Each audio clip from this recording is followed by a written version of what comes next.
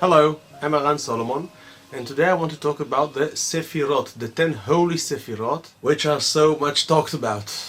Sefirah, as indeed it sounds in English, has to do with sphere, because the first manifestation of the Sefirot was, as Arizal says in his writings, in the shape of spheres inside this round space of tzimtzum, of the contraction. And each Sefirah was a little more inside than its previous one. But actually in Hebrew, in Lashon HaKodesh, Sefirah is counting, a counting. When you count something, you make Sefirah. And indeed, the number 10 is very crucial here, as you know, the 10 Sefirot. And one may say that divinity reveals itself to us in 10 attributes, in these 10 Sefirot. But here we begin to tread a somewhat treacherous, dangerous zone, because one of the basics of Judaism is the infinite unity of Hashem. And when we speak about multiplicity in the way divinity reveals itself, it becomes slightly problematic. In a symbolic way, one may bring the explanation of the Prager Maharal, where he explains that the number 10 indeed really is the number 1, as we see in the way we write it, a 1 and a 0. And he explains that 10 is really unity coming after multiplicity. After the counting of 9, we come back to unity when we come to 10.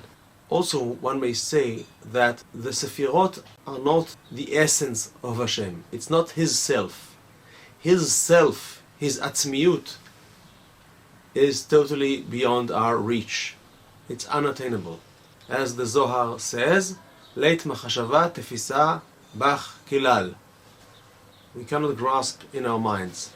But His attributes, the way He reveals Himself to us, that's really in multiplicity. So we have His grace, His chesed, and His bravery, which is gvura, and all the attributes that we see in the world. And those really are the Sefirot. The Ramchal says it in a slightly different way, which I like. He says that the Sefirot are those of His thoughts that He allows us to glimpse at. We actually get to glimpse into His thoughts, but it's only those thoughts that He allows us to glimpse. So it's not really Him, and He is really one and is not to be divided, and there is only Him, and He is in infinite unity. But His attributes are multiple in order for us to be able to grasp anything. We must remember that Hashem wanted to have a relationship with us. He wanted to shine upon us with His light. And we cannot grasp infinity. We cannot grasp anything which is in infinite oneness, in infinite unity. So He created the Sefirot in order for us to be able to communicate with Him, as it were. And He is well aware of our being able to grasp only that which is gradual, only that which has boundaries, only that which we can count and measure.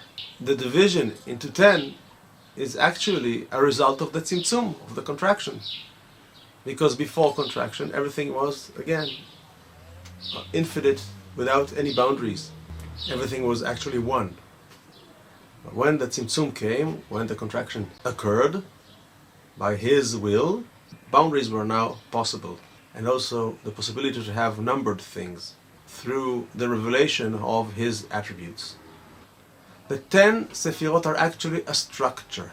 And structure, in its very essence, is the link between Alma de Peruda and Alma de Yehuda. The existence of disconnection, where things have no relations, when things are really divided and disconnected from each other, having no sense, and His unity, His infinite unity, but through structure which has multiplicity in it, one may divine the unity that rules and stands behind the structure we see. It all really stems from His holy name. He is one, but He gave us a word with 4 letters in it, Yud Kei Vav Kei, through which we can relate to Him, through which we can call to Him and pray to Him. And of course, He is not any letter or any word, but through those 4 words, which are really the basis of all structure, we can communicate with Him and be in relation to Him, which was His will. And indeed, in His name, one may perceive the 10 Sefirot, which is a subject for another lesson. So, to sum things up, the 10 Sefirot are His 10 attributes, which are multiple, because that's the only way we can grasp anything, and they are really a structure through which we may perceive beyond His ultimate unity. So that's all for now. Stay with us in the next lesson of A Guide to the Depths of the Torah. See you in our next lesson. Bye bye.